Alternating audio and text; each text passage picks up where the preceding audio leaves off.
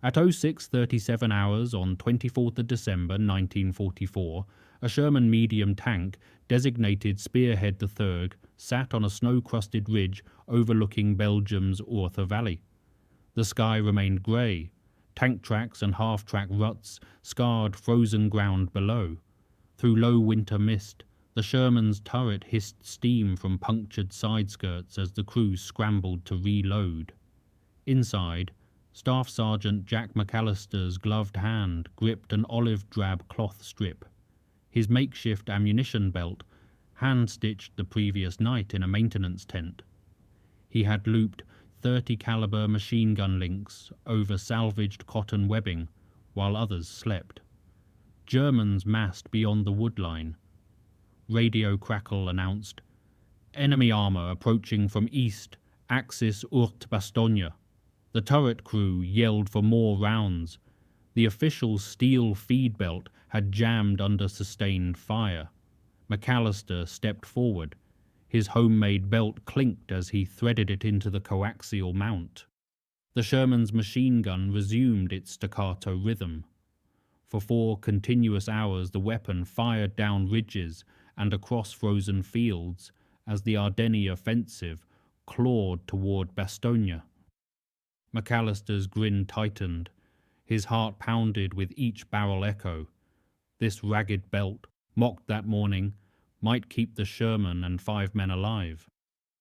The morning of 19th of December 1944 arrived cold at the 3rd Armoured Division service area near La Roche, Belgium. Metal struck metal as wrenches slipped on frost-coated bolts in the maintenance tent.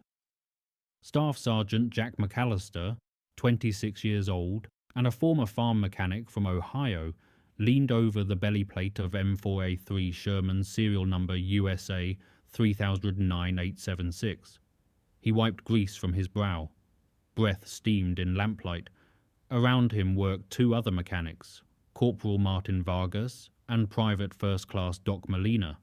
They rejected the roll of canvas cloth McAllister held up. "Jack, that's for tents, not tanks," Vargas grumbled, adjusting his wool cap against the cold. McAllister glanced at the spare ammunition bin. The link belt feed for the turret's .30 caliber coaxial machine gun was bent and frayed, spoiling rounds during test firing. Official feed belts ran short after days of constant patrols and damage from German anti-tank fire.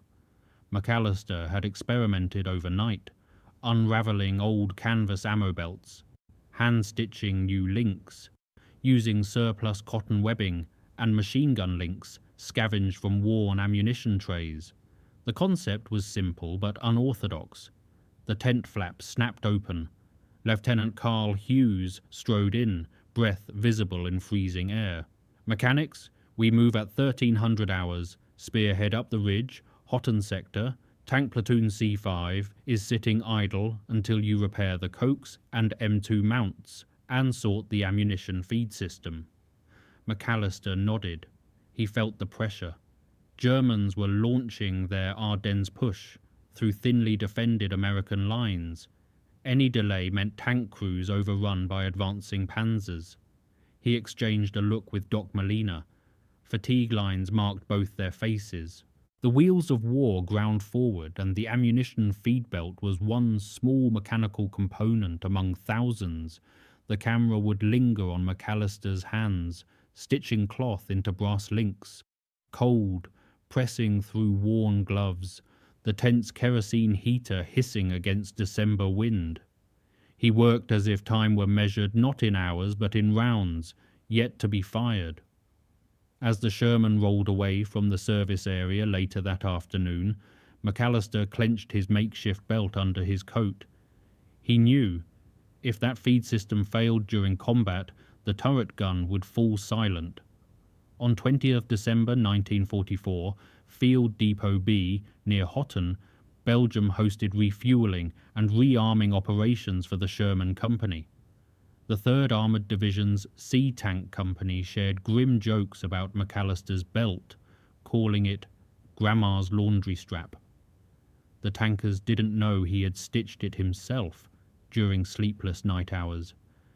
Inside Spearhead III's turret, loader Corporal Ray Sparks Henderson tightened the turret ring and scanned frozen pines beyond the perimeter. Outside, tank tracks rumbled. A convoy of fuel trucks squealed over ice-covered roads. Above, Messerschmitt reconnaissance aircraft whined at high altitude. McAllister hustled between vehicles, ensuring the coaxial 30 caliber feed mechanism was properly adjusted. He had replaced the original 250-round steel link belt with a 600-round cotton webbing belt he fabricated, reinforced with brass clips salvaged from damaged ammunition crates. The modification was unorthodox but necessary. Supply lines stretched thin, and the unit's ammunition trains had been delayed by icy roads and German interdiction. The lieutenant's radio message crackled through the company net. Companies move by 0600 tomorrow. Objective is Amoninas Melreux Road. Be ready. Sparks called McAllister over to the turret bustle. You sure that belt will hold under sustained fire, Sarge? McAllister pinched the cloth between gloved fingers, listening to metallic links slide smoothly. It better hold. If not, this tank stops shooting. The scene shifted to night. Mechanics huddled around a portable heater in the tent, boots caked with frozen mud, eyes glazed with exhaustion. McAllister couldn't sleep. He dreamed of broken belts, of turret silence, of the tank immobilized under fire. His sweat, though frozen to his wool trousers, still dampened the fabric. The freezing Ardennes winter mapped every movement: frozen fuel lines, cracked rubber track skirts, brittle grease that required constant warming. At dawn on 21st December, the crew climbed into the Sherman. McAllister handed Sparks the fabricated belt. Sparks tapped the brass links twice, a ritual gesture. McAllister's face hardened. Fire when you need to, all day if you have to. Dawn arrived on 21st December 1944 along a snow-ridden lane outside Melreux village in the Ardennes. The Sherman platoon advanced in column formation. The camera would track the Sherman's throttle grinding forward. Snow flurries scattered off fenders and track guards. Sparks, positioned in the turret, loaded preheated rounds into the coaxial mount. McAllister sat behind in the hull, monitoring gauges and checking oil temperature. The radio crackled. Recon reports enemy armoured column 5 kilometres ahead, heading toward Houghton. The platoon halted in a roadside orchard, where shells of trees bent under winter wind. Inside the turret, Sparks swept the frost-rimmed gun sight across the tree line. The coaxial 30 caliber fired a short burst at a German half-track advancing through woods on the left flank. The belt fed smoothly, brass links cycling through the mechanism without hesitation. Sparks grinned. McAllister exhaled relief. On the hillside beyond, tracer rounds flickered like fireflies in grey morning light. The Sherman's 75mm main gun boomed, echoes rolling off distant ridges. Then, a sudden thump. The loader's ammunition rack rattled. Sparks hit the belt feed drive mechanism. The generic steel feed strap had cracked again under sustained firing. He glanced at McAllister. The standby belt, the homemade one, hung ready in the hull. McAllister gave the nod. Sparks pulled the belt free, threading it into the feed tray. The 30 caliber resumed firing mid-engagement. The Sherman suppressed the German half-track squadron, attempting to flank through the woods. The camera would pan to McAllister's gloved fingers, adjusting tension on the feed tray. A rivet loosened under frost stress. He retightened it with a small wrench. Outside the tank's hatch, the smell of burnt cordite mixed with pine smoke and cold air. The platoon driver sighed audibly over the intercom. Tracks were icing, the engine coughing intermittently. At sunset, the platoon settled for the night in a forest clearing. The tank's coaxial gun had fired over 1,200 rounds that day, and the homemade belt continued feeding without failure. McAllister rested briefly against the hull interior, but he knew the war was far from over. Morning light on 22nd December 1944 arrived weak and grey as Sherman engines groaned to life near Ourthe Valley, Belgium. Sparks checked his ammunition count. US M2 Browning, .30 caliber linked belts mostly expended. The second feed mechanism relied entirely on McAllister's belt.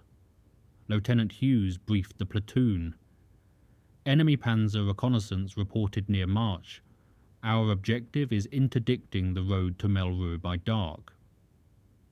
The Sherman column advanced through snow-packed lanes, vehicle tracks crisscrossing between skeletal trees. The ground trembled from distant 88mm gunfire. Mechanics scurried between tanks to patch track pins and grease turret rings, frozen solid overnight. McAllister crouched under the hull, spraying warmed grease into the final drive housing while listening for unusual mechanical whines. He thought of home, his old farm, the tractor's carburetor, his father's moral guidance. Keep the machine running, son. Here in Belgium, the Sherman was his machine. They arrived at a ridge overlooking a German armoured column moving south toward Bastogne's supply route. Sparks opened the turret hatch. The 75mm main gun fired, blast shaking the hull violently. Then the coaxial opened fire with McAllister's belt, rapid bursts annihilating supporting infantry. The belt held under sustained firing. Suddenly the turret shuddered. The traverse motor hiccuped and stalled. Sparks cursed over the intercom. McAllister leaped into the turret bustle, hands scraping cold metal as he swapped corroded wires in the motor housing. The traverse mechanism came alive again, just in time to engage a Panzer IV looming at 400 meters. The 75mm shell cracked the front glacis plate and halted the German advance. The Sherman roared forward. The belt continued churning. Post-engagement, the crew counted casualties. 3 knocked-out German half-tracks, 1 Panzer IV disabled. The belt showed wear, frayed edges, brass clips bent from sustained vibration. McAllister taped over the weakest seams with olive-drab duct tape. Lieutenant Hughes passed him a cigar, a brief token of gratitude. McAllister exhaled smoke into winter air and glanced at his belt, calculating remaining operational life. At dusk, the tank sat in a snow-smeared field. Distant flashes, German Wurfrahmen rocket launchers, created white-hot streaks across darkening sky. The crew knew tomorrow might be worse. Nightfall arrived on 23rd December 1944, at the perimeter near Hotten, Belgium. Tank C5 assumed defensive posture. Snowdrifts swirled against the turret ring. The crew remained tense. They had heard German infiltrators, Panzer grenadiers moving under cover of darkness through surrounding forest.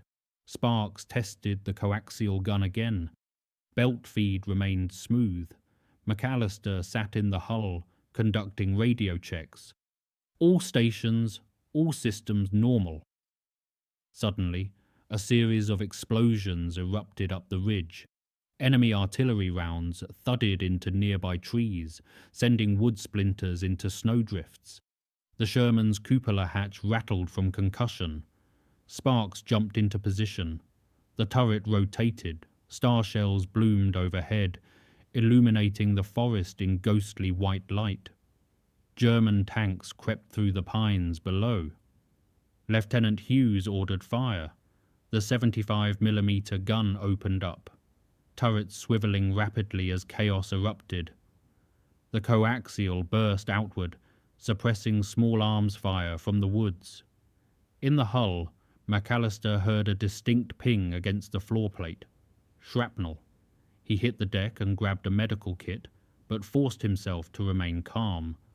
Sparks called down, "Ammo feed belt good. Sarge, stand by for recoil on turret traverse." McAllister watched the belt links dance under the feed tray, saw a brass clip pop loose. He halted the feed mechanism, moved into the turret bustle mid-firing, extracted the faulty clip and replaced it with a spare. The belt chirped back to operational status. The battle raged through the night. Hours passed slowly. Outside the tank, forest was lit by tracer fire. Burning vehicles blazed beyond the ridgeline. Inside, the crew rotated positions. Driver, assistant driver, loader, all increasingly fatigued. McAllister caught a glimpse of his own reflection in the gunsight glass, streaked face, frozen eyelashes. The belt still fed continuously. At 02:14 hours, the radio crackled. German armoured Spearhead delayed, hold position until 0700. The crew leaned back briefly, but McAllister didn't rest. He checked the belt again, mentally calculating approximately 2,500 rounds fired through it since installation. Dawn arrived on 24th December 1944 on the ridge overlooking Ourthe Valley. Tank platoons C5 prepared to advance.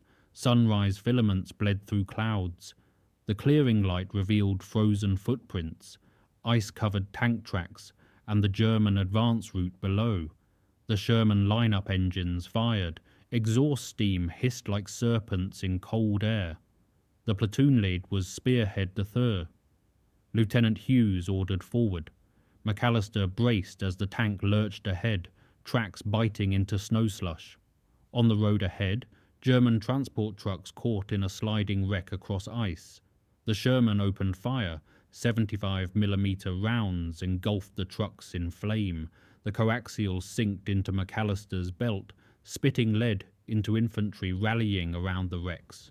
The mechanical act of belt feeding was visceral. Cloth strap sliding over feed sprocket, links clinking, motor whining, rounds chambering, hot brass ejecting into snow. The tank shook as it crossed a bridge. The metal trestle groaned under weight. McAllister in the hull heard the structure creak, then settle as they cleared. Lieutenant Hughes radioed, "Advance to grid LRB 49. Enemy armour detected 1 kilometre north." The Sherman surged ahead. Suddenly, a Panzer IV appeared behind a wall of trees. The 75mm fired, turret swung, but the traverse motor stuttered again. Sparks cursed loudly. McAllister rose into the turret bustle again, fingers rerouting a wire under fire. The traverse mechanism worked again. Just in time. Shell hit. Panzer stopped. They sprinted ahead through pale, ghostly Ardennes winter light. The tanks crossed frozen creeks. The Sherman maintained coaxial fire. McAllister still watching the tension spring feed mechanism. The belt bulged slightly from the side fairing. He steadied it with his gloved hand. At 10:59 hours, the radio crackled. "Spearhead III hold at 12 o'clock. We're drawing fire. Expect German massing." The belt and the machine gun were now their primary lifeline against infantry assault. The battle escalated through midday to afternoon on 24th December 1944, along the forward line at Ardennes Heights. The Sherman Company found itself pinned down by German Tiger IIs and Panthers advancing on the flank, supported by assault guns and infantry. Smoke roiled across snow-covered fields. Shell craters riddled the white landscape. The Sherman crew heard tank tracks thundering closer. Their hull trembled from impacts. Lieutenant Hughes's voice cut through the intercom. "Sparks, coaxial suppressing infantry. McAllister, keep that feed moving." The belt kept spinning, spent rounds ejected into white drifts outside. In the hull, McAllister's hands ached from cold and fatigue. The internal heater was overloaded, his gloves soaked in sweat, then frozen stiff. He wiped his brow repeatedly. He listened to the belt's mechanical whisper. Outside, the main gun rotated. Turret swung, 75mm braced, fired, recoil jolted the hull violently. Sparks shouted, "Target neutralized, turret 2 o'clock." More movement in the woods. The Sherman pivoted. Coaxial opened fire again. His heart thundered. He thought of the men around him, driver's legs trembling from pedal pressure, loader's face set in grim determination. The German advance resembled an avalanche. If they broke through, the supply route to Bastogne would be cut. The Sherman's machine gun feed belt was small in the grand scheme of war, but to this crew it represented a lifeline. McAllister's makeshift belt had been mocked all week, but now it hummed steadily. At 14:21 hours, the tally of rounds fired through the belt passed 5,000. The brass side fairings showed frayed webbing threads. McAllister glanced at it. They must hold together. Late afternoon arrived on 24th of December 1944 along the ridge overlooking Ourthe. Snow turned slushy under sustained shell fire. The Sherman company was exhausted. The turret hatch opened. Sparks climbed out, his face frozen and helmet askew. Lieutenant Hughes ordered a slight reposition. The Sherman crawled downhill into a slight depression. A better field of fire position. McAllister rode in the hull, reading gauges. Engine temperature good. Turret ring free. Feed motor current normal. He breathed hard. He remembered fabricating that belt in the tent at La Roche, the mocking laughs from other mechanics, the confidence he had staked on improvisation. Suddenly, a sharp crack from the engine compartment. The driver hit the brakes hard. The hull shuddered violently. Lieutenant Hughes radioed, "What happened, C5?" Inside, McAllister darted over to the engine bay access panel, saw shredded rubber from the drive sprocket, ice buildup causing mechanical binding. He used a spanner to remove the belt guard, clearing ice with his gloved hand. Sparks watched the turret perimeter. A German tank destroyer peeked out beyond a tree line, fired a shot. 88mm shell slammed ahead of the Sherman, snow exploding upward. The Sherman fired back, 75mm, turret swung, McAllister clutching the homemade belt mounting, expecting the worst. The belt held firm. The coaxial floated bursts into the woods. The German assault faltered. The afternoon light waned gradually. The crew exchanged cigarette lighters, a fleeting moment of camaraderie. McAllister allowed himself a brief inspection of the belt. The webbing was ragged around, clip number 37. He tightened it again with a metal clamp from his toolkit. At 17:57 hours, the belt had fed continuously through more than 8 hours of operations, over 8,000 rounds fired. The Ardennes night was approaching. They needed to remain ready. Darkness fell fast on 24th of December 1944 at the ridge outpost near Ourthe. Sherman C5 crept forward slowly. Snow fell again, light but steady. The Sherman advanced cautiously. The turret light reflected off icy pines. Inside, the crew showed signs of war weariness. Driver's eyelids drooped. Loader rubbed his shoulder from hours of recoil impact. Sparks tapped the belt fairing. "Still feeding, Sarge?" McAllister nodded silently. The belt's rhythm had become their heartbeat. Suddenly, radio transmission.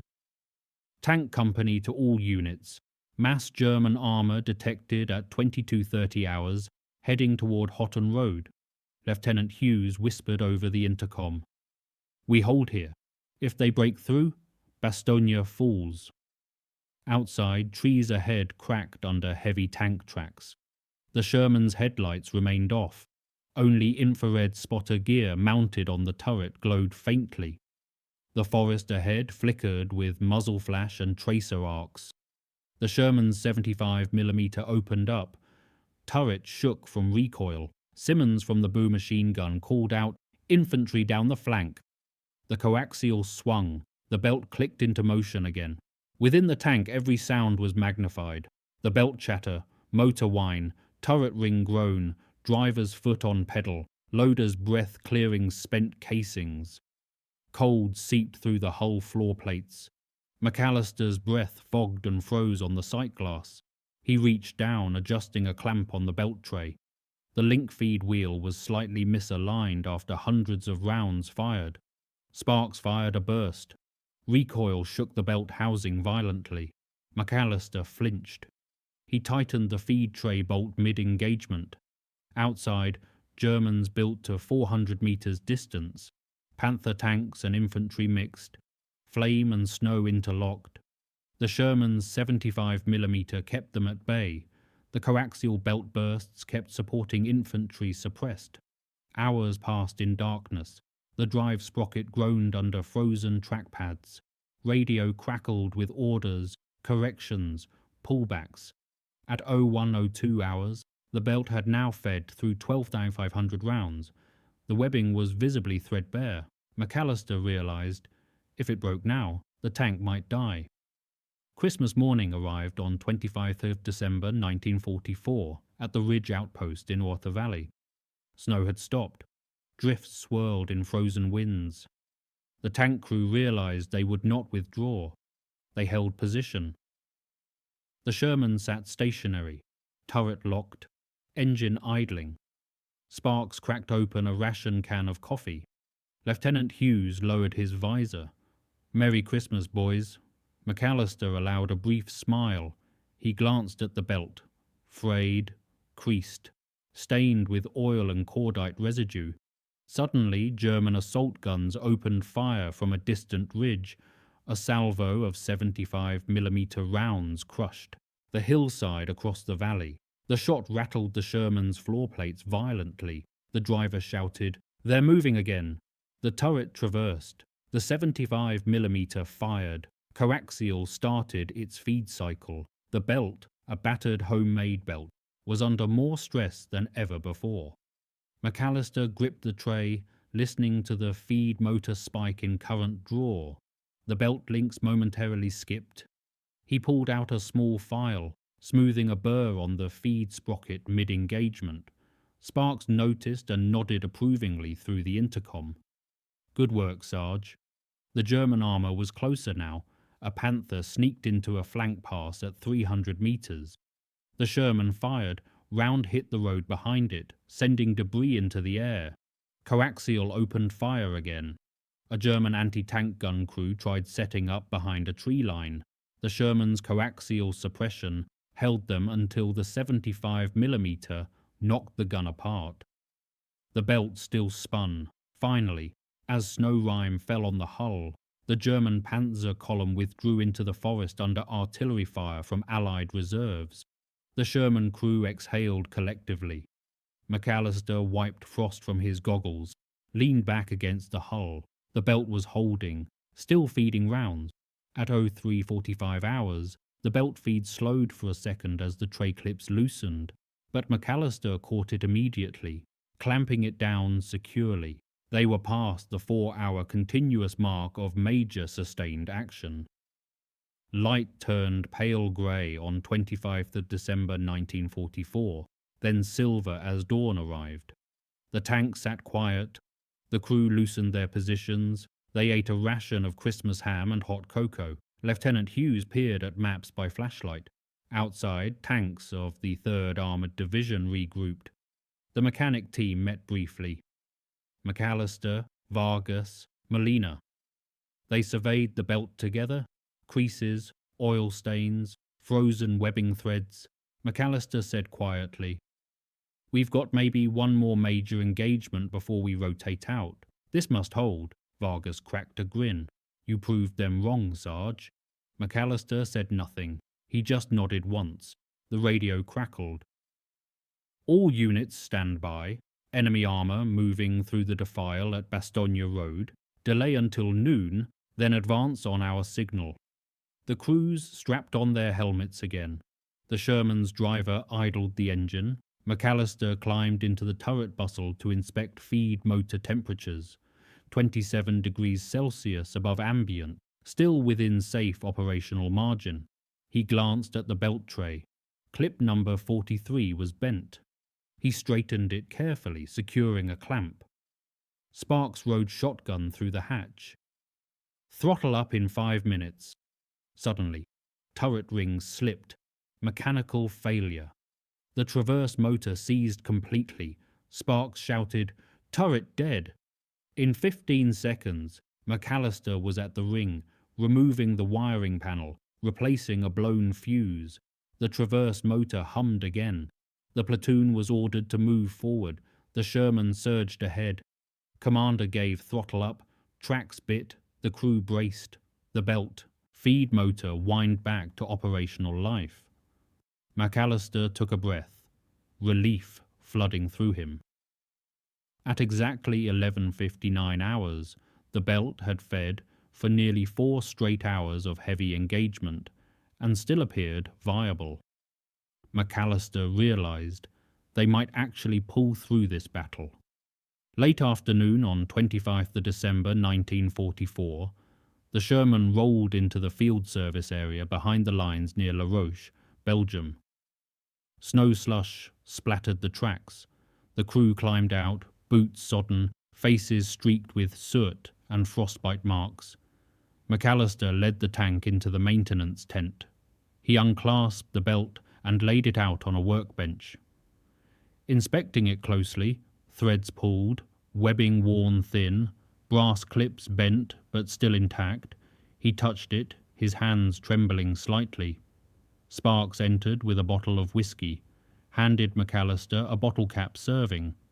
They looked at the belt together silently. Sparks. "That thing saved us today." McAllister nodded, barely audible. "We all did our part." Mechanics gathered around. Vargas wiped snow off the turret hatch. Molina cleaned out the feed tray mechanism. Lieutenant Hughes addressed them formally. "Gentlemen, this tank fired over 15,000 rounds. Since midnight, you kept it operational. Thank you." The crew burst into relieved applause. The cold night air whistled through the tent flaps. McAllister stepped outside, looked at the forest ridge, heard distant artillery continuing in the background. The sky was tinted rose by sunset. He breathed deeply and thought of home, the farm, his father's wrench, the machine running smoothly. The report filed to Division Headquarters read, "Tank C5, Platoon C, Company C, 3rd Armoured Division, remained combat effective for continuous operations 24-25 December. Ammunition feed system, non-standard belt designation JM44, performed without failure under sustained fire." Night arrived on 26th December 1944 at Sherman Platoon C5's tent near the Ardennes forest edge. The battle was over for now. The crew sat around a small oil heater stove. Outside, the forest was still, shell-scarred. Lieutenant Hughes passed around a scratch-made newspaper from Division Headquarters, accounts of the Allied advance, heavy casualties, estimated 81,000 American casualties in the Ardennes campaign overall. McAllister turned the pages, saw mention of the 3rd Armoured Division's role in slowing the German advance westward. He touched the belt again. He remembered the mocking jokes when he first proposed it, recalled the night in the tent, the constant measurement of tension, the fear of failure during fabrication. Now he knew small innovation could make the difference between combat effectiveness and defeat. He exhaled into the cold air. Snowflakes landed on his helmet rim. The war would continue, but for this night they had held their ground. The Sherman remained a functional weapon, still combat ready. The belt, a humble piece of cloth and metal, had become their lifeline during critical hours. In quiet reflection he recalled the division log entry. Tank units of the 3rd Armoured Division acted with tenacity and endurance during the Ardennes Offensive. The line resonated deeply. He looked at the belt and whispered, "You kept us alive." The firelight flickered. The forest hushed. This episode stands as a reminder of the unseen efforts behind frontline combat. The mechanics' hands, the improvisation under pressure, the belt links turning in the dark. As the official after-action reports noted of armoured units at the Bulge, the tank remained a major weapon in the hands of trained and veteran crews alike. The camera pulls back from the tent across the snow-covered ridge to the silhouetted Sherman turret against the fading winter light. A machine kept alive not just by steel and engine, but by human ingenuity and a simple homemade belt.